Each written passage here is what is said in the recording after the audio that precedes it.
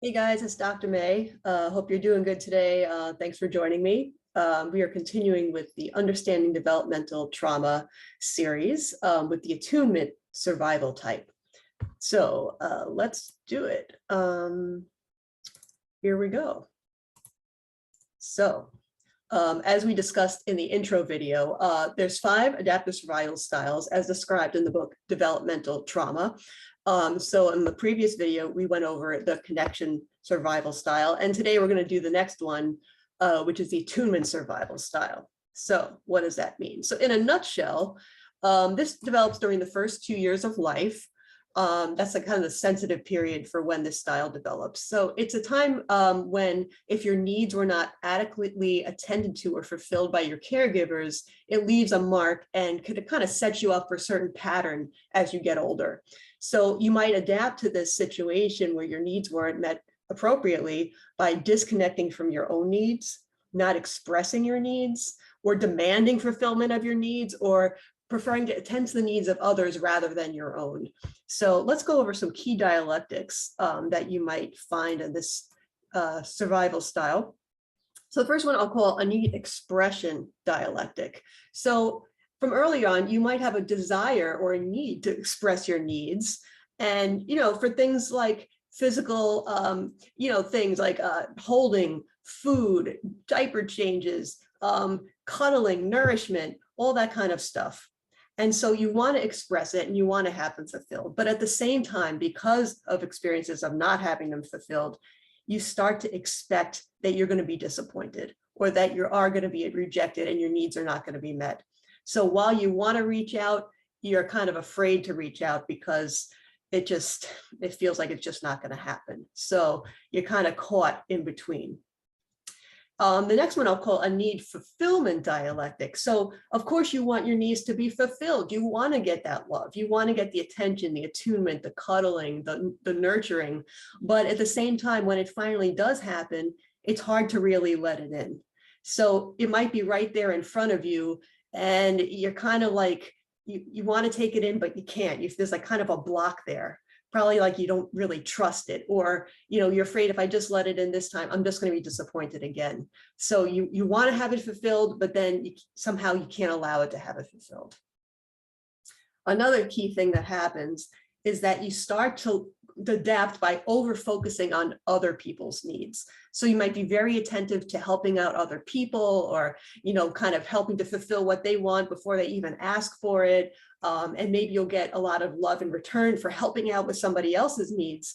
But at the same time, you might also be under focusing on your own needs. So, that might lead you to suffer because you're not attending to yourself while you're only attending to other people. Okay, so where does this begin? Let's start with some developmental origins.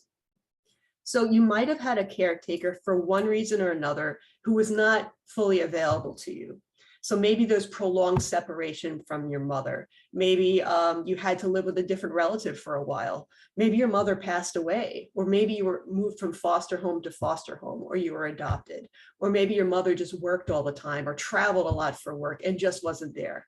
So she wasn't available to help meet your needs. Or maybe there was other substitute caregivers that also weren't fully available to meet your needs for one reason or another. Other times it might be kind of strife in the family. So if the family is in the middle of, some kind of big problem or chaos, or there's a divorce in progress, or maybe there's an illness of another child, or there's just a lot of kids in the family, maybe they just don't have the energy and the ability to attend to your needs in the way that would be most appropriate and effective for you.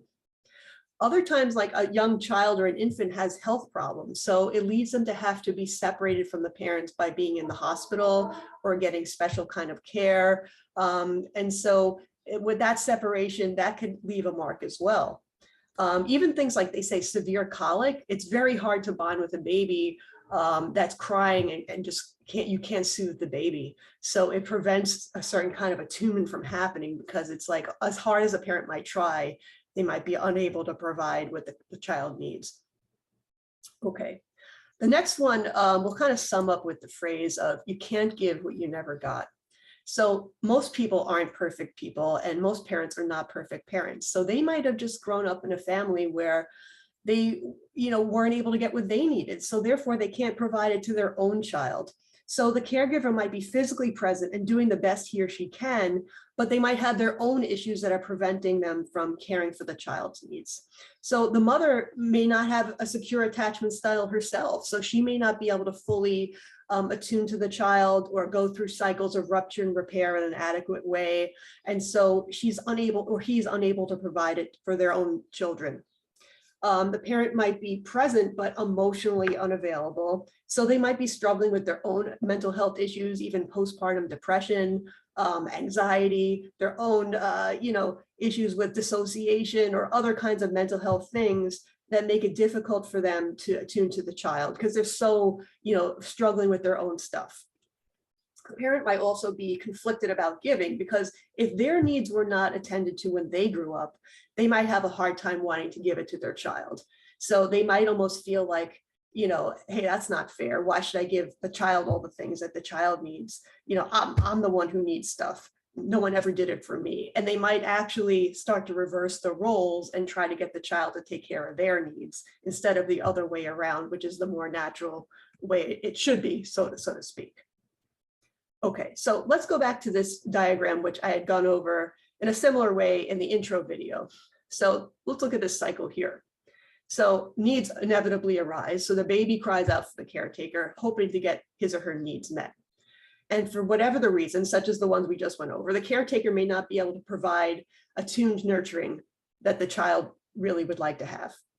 So first, the child protests, please help me out. I'm fussing, I'm crying a little bit. Then the child gets more upset, escalates it more, starts to perhaps get angry because that's not fair. I want you to meet my needs. I really, really need this.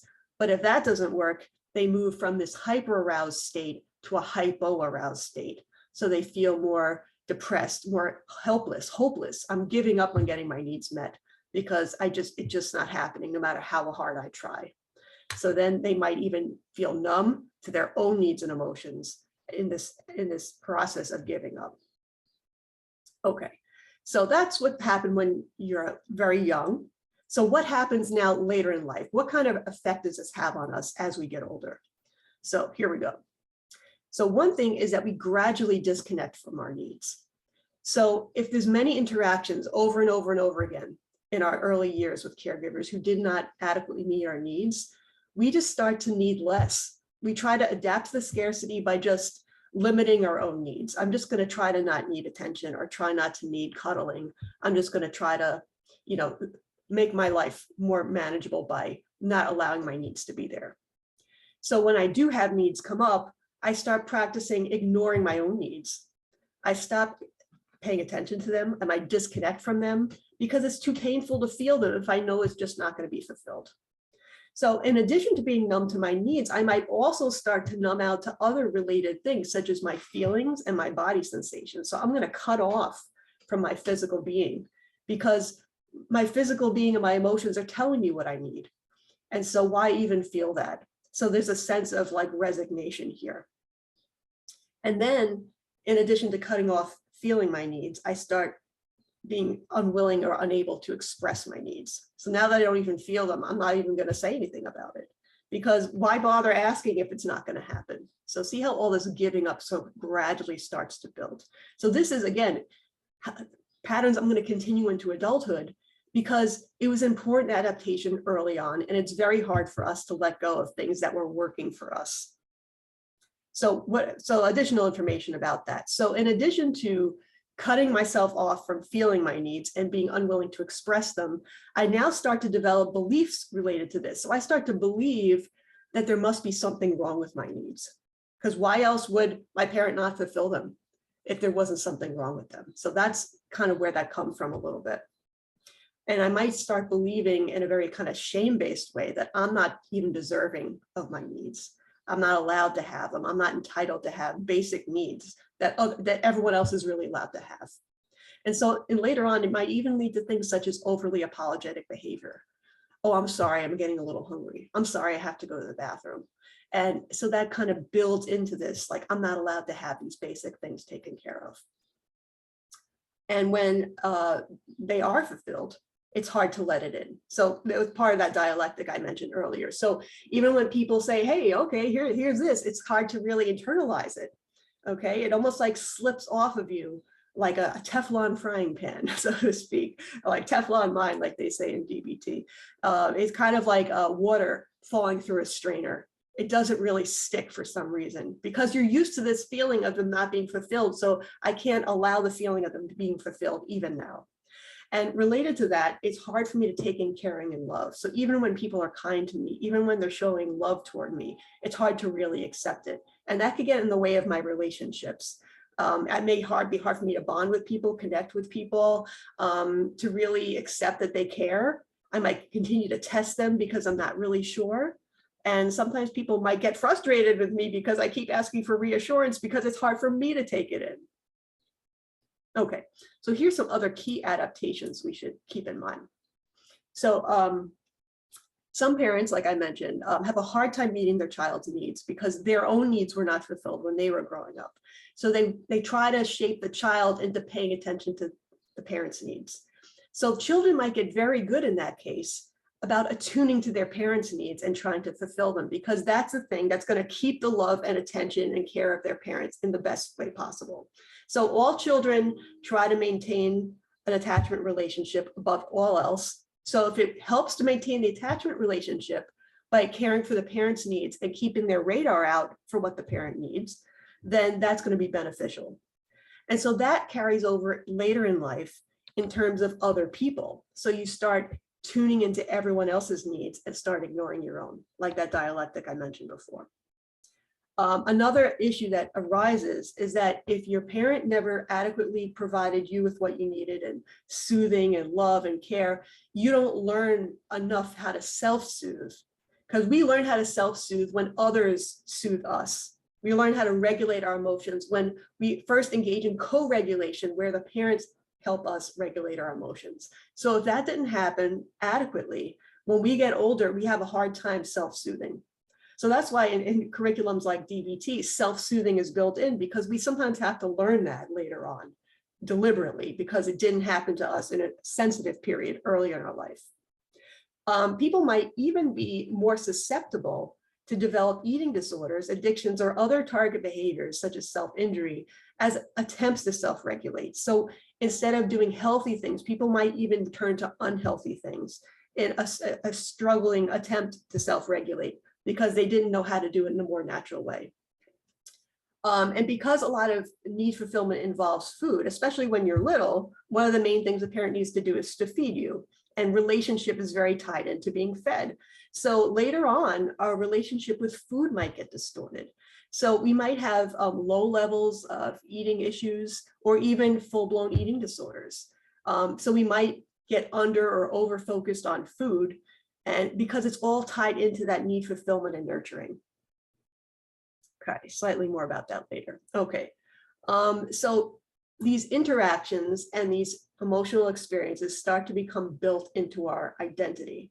So like all the survival styles, there's shame-based and there's pride-based identification. So let's start with the shame-based. So like the picture says on the left, if only I could get this particular need met, I would be happy. That's the kind of feeling you might left with, like, I'm so miserable, and if only this would happen for me, then I'll finally be okay. But then again, when it does happen, you might have a hard time letting it in.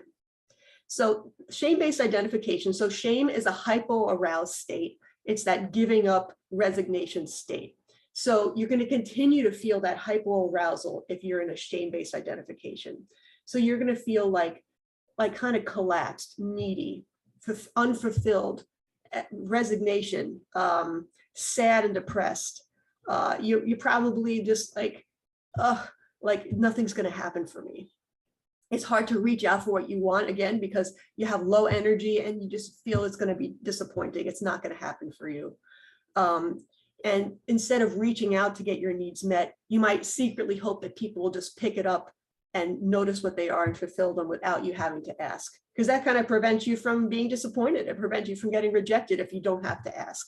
So you might cling in a covert way and hope that someone's going to notice something, but you might have a hard time going out and getting it. So physical manifestations. So again, this hypoaroused type of manifestations for physical: emptiness in the belly, low energy. You might have a short-term burst of energy if you really think your needs are going to be fulfilled, but it's hard to sustain it.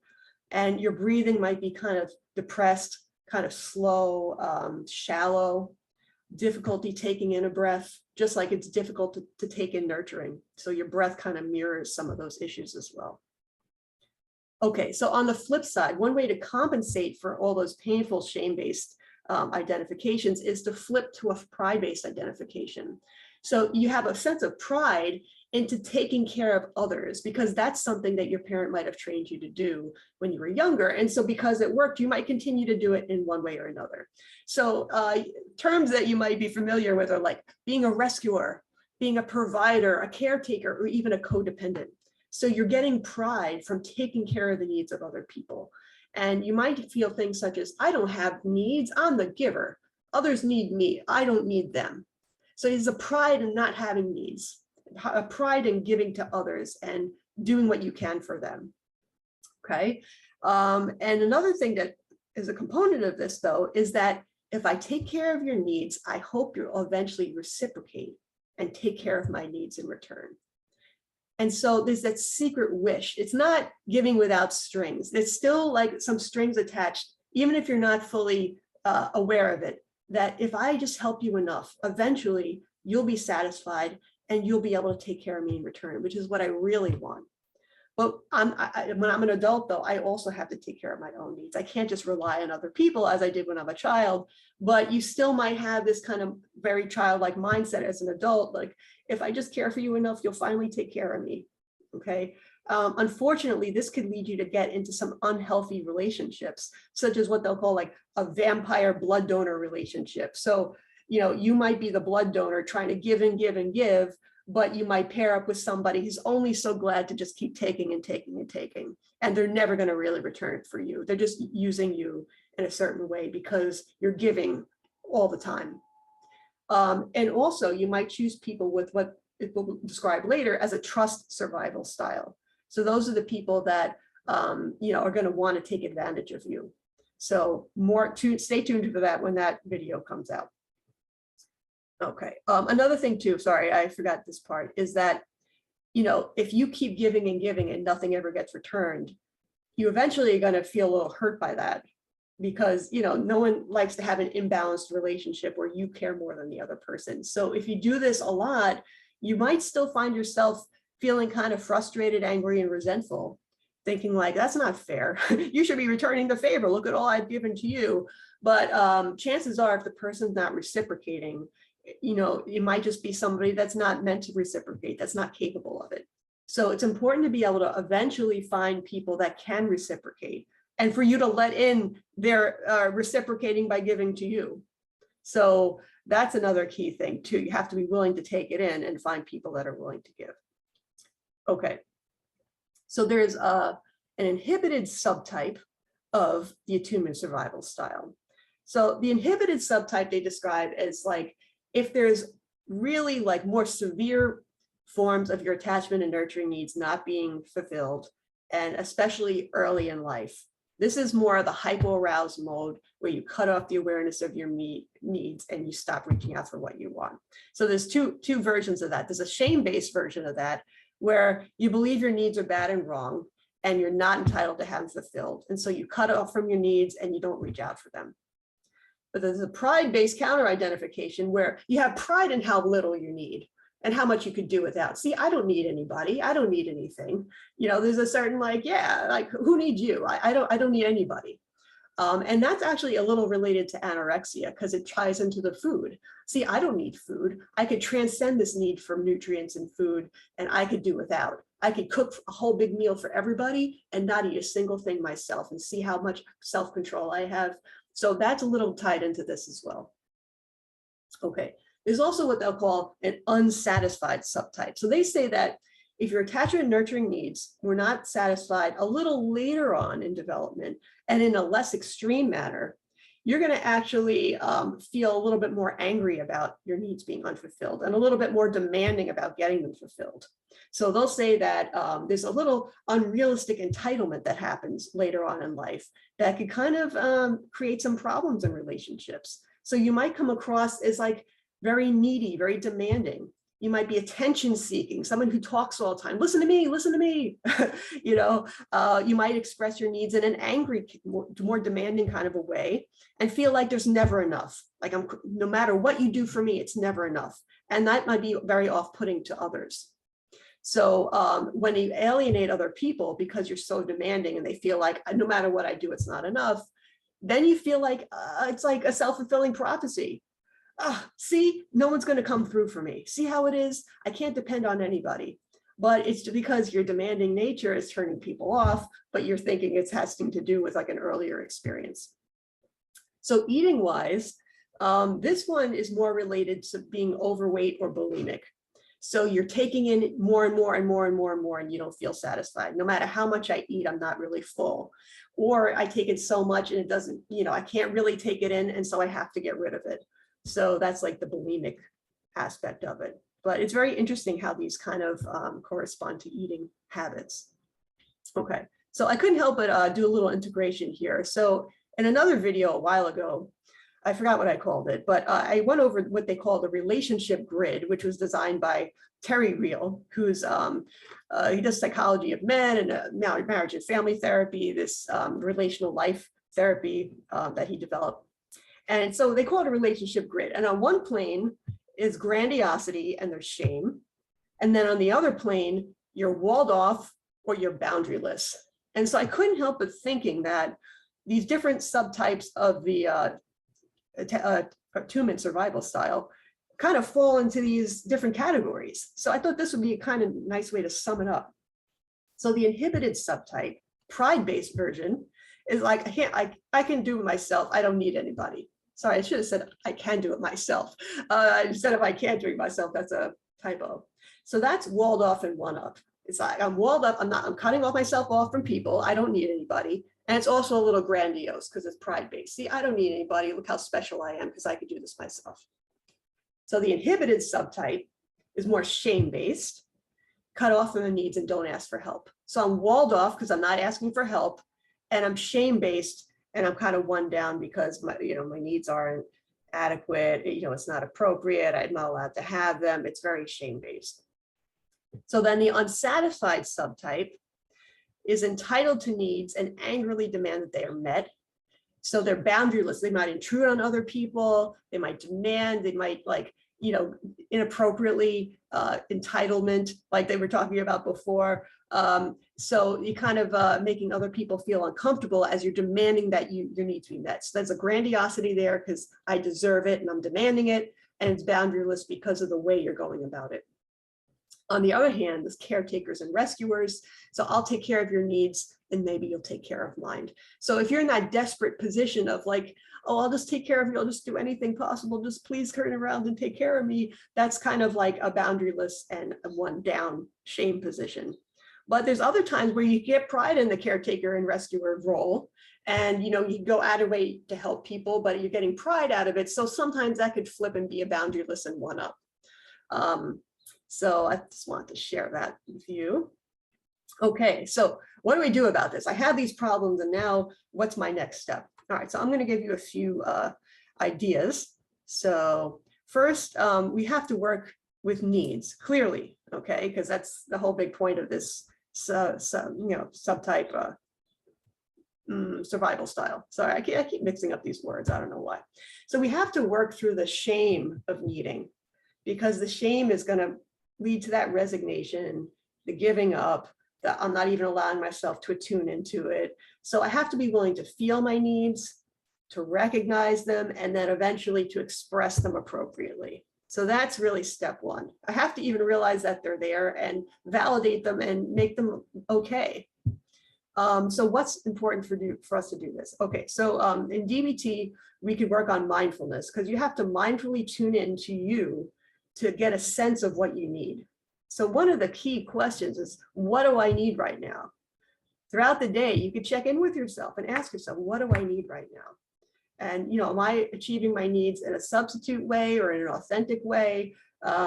Is this really what I need? Do I really need to eat this bag of potato chips, or do I really need a hug? What do I actually need? Also, interpersonal effectiveness is really important because it has to do with the expression of the needs and how am I going about letting people know what I'm needing. Okay, videos on my channel. I also have a specific one about needs called Identifying Our Needs, and I go over different types of needs so it can help you recognize them. And also due to the shame-based nature of one of the main subtypes here, I have a video called From Shame to Self-Acceptance. So kind of working through the shame, empathizing with yourself rather than hiding what your needs are is an important step on addressing them. And that's kind of addressed in that video. And also I'd suggest to learn about nonviolent communication.